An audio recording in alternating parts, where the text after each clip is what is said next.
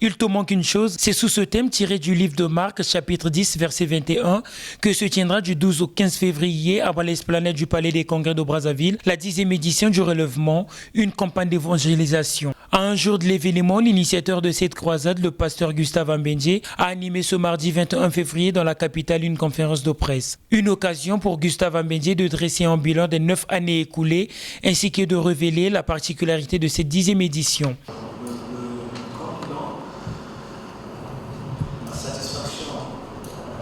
Première, c'est les armes. Je ne peux pas vous dire, c'est parce que tout le monde comprendra, je ne peux pas vous dire la chose dans mon cœur quand je vois les armes, et les femmes courir pour recevoir Jésus-Christ. C'est le moment le plus magnifique. Et quand je vois cela, je vis le sacrifice que j'ai rendu, je vis les limites de prière qu'on a passées, je vis même en termes de moyens investis, parce que je dis, une âme n'a pas de prix. Et ça valorise un peu mon appel. Vraiment, c'était un instant de joie profonde. Les dernières paroles de Jésus, à ceux qui étaient avec lui, c'est d'aller faire les disciples du Seigneur tout seul.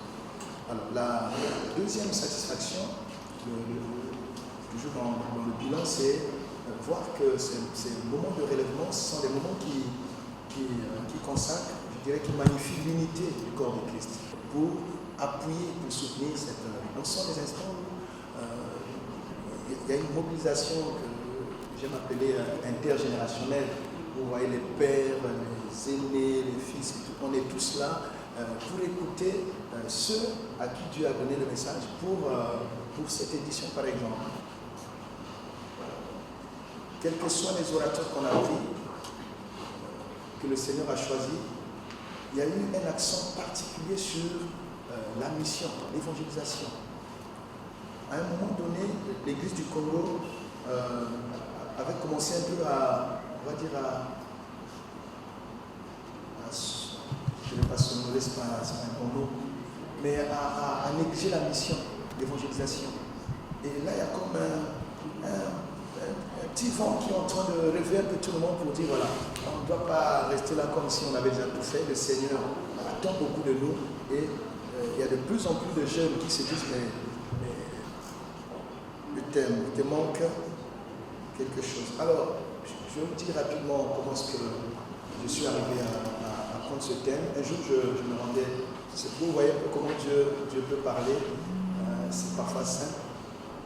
J'étais dans un avion, je me rendais à Pointe-Noire. L'avion turbulait, c'était très fort. Alors, je travaille dans l'aviation, mais je ne supporte pas la turbulence.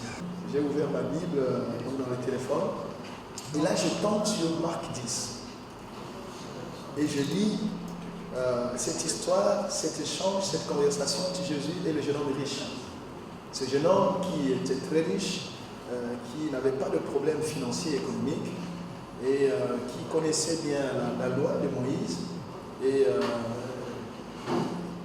il va donc approcher Jésus pour lui dire, Seigneur, que faut-il faire pour avoir la vie éternelle? Donc malgré sa richesse, malgré le fait qu'il connaissait la loi de Moïse, il essaie de la respecter, mais il y avait en lui un vide. On peut dire que le matériel ne peut pas forcément combler tous les vides de notre existence. Il y a plus que l'argent, il y a plus que parfois la petite position sociale qu'on occupe. Et cet homme, c'est un exemple. Et donc Jésus lui a dit, tu connais la loi de Moïse, ne vole pas, ne commets pas l'adultère, ne tue pas. Il dit, mais ces choses, je les pratique depuis mon enfance. Alors le Seigneur va lui dire, ok, il te manque quand même une chose.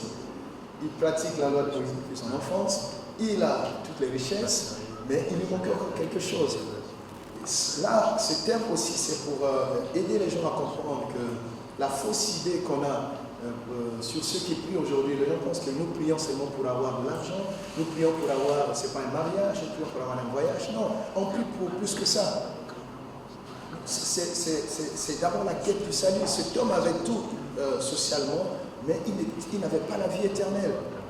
Donc ce thème nous interpelle, nous, hommes de Dieu, sur déjà la qualité du message qu'on doit donner, aider les gens à avoir le salut de leur âme, garantir le salut de leur âme. Jonathan Mungali, l'un des invités à cet événement, est revenu sur la place que l'Église occupe dans l'évolution de la société. Il m'a été confié 2 termes, sous-termes, que je vais devoir partager avec vous.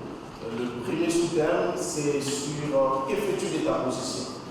Vous devez savoir dans la Bible que chaque position détermine une mission. Et même le corps qui représente l'Église universelle dans sa dimension invisible, mais aussi l'Église locale dans sa dimension physique, est constitué d'un corps. Et chaque corps a une responsabilité. Chaque position, voulais-je dire, chaque membre. Et donc, beaucoup d'entre nous ne savent pas pourquoi est-ce que Dieu les a placés ici ou là. Nous n'allons pas seulement parler de la position en termes d'influence parce qu'il s'agit de la tête, mais le pied aussi qu'on ne voit pas directement a un rôle à jouer. Si les corps dans son ensemble travaillent dans la synergie, travaillent dans la coopération, dans la complémentarité, dans cette diversité, nous allons donc devoir atteindre des dimensions très avancées. Donc nous allons parler de cette position qui est importante parce qu'aujourd'hui, si vous regardez le monde qui apparemment est en train d'évoluer, c'est parce que le monde s'identifie en sachant qu'est-ce que nous avons. Chaque pays est en train de se battre. Il y a que l'Église qui, passez-moi le terme, est un peu distraite. Gloire au Seigneur parce qu'aujourd'hui, au travers de ces assises, le Seigneur va devoir préparer cette grande relève qui va amener un nouveau souffle parce que j'ai la ferme conviction que l'Église finitive sera plus puissante que l'Église primitive. Et l'Éternel n'est pas statique, il est dynamique dans son action.